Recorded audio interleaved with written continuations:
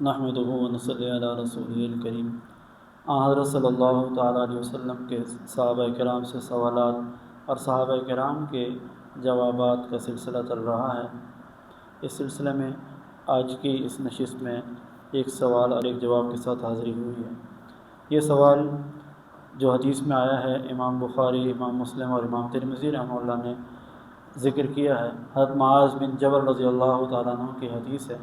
وہ فرماتے ہیں کہ میں نبی اکرم صلی اللہ علیہ وسلم کے ساتھ آپ صلی اللہ علیہ وسلم کے ایک گدھے پر سوار تھا جس کو عفیر کے نام سے پکارا جاتا تھا۔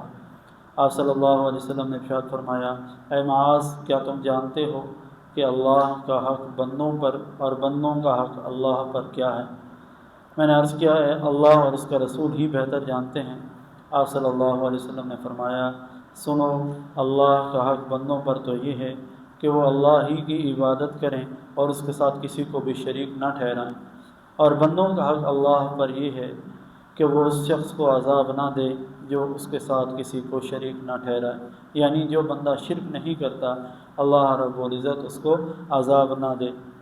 حضرت معاذ رضی اللہ تعالیٰ عنہ کہتے ہیں کہ میں نے عرض کیا، اے اللہ کے رسول، کیا میں لوگوں کو اس بات کی خوشخبری نہ سنا دوں؟ آپ صلی اللہ علیہ وسلم نے فرمایا، ان کو یوں خوشخبری نہ سناؤ ورنہ یہ سب اعمال چھوڑ کر کاہل بن کر سست بن کر بیٹھ جائیں گے۔ اس حدیث میں آپ صلی اللہ علیہ وسلم نے دو چیزوں کا ذکر فرمایا، ایک اللہ کا حق بندوں پر اور دوسرا بندوں کا حق اللہ پر۔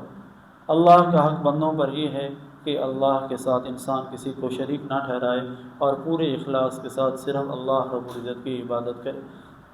جب ایک انسان اللہ کے ساتھ کسی کو شریک نہیں ٹھہراتا اور پورے اخلاص کے ساتھ کامل اللہ کی عبادت کرتا ہے تو پھر اللہ نے بھی اپنے اوپر لازم کر لیا، اگرچہ اللہ اپنے اوپر لازم کرنے سے پاک ہیں، لیکن اللہ نے بھی پھر بندوں کا حق اپنے اوپر لازم کر لیا کہ ایسے آدمی کو اللہ پھر عذاب میں مبتلا نہیں کرتے۔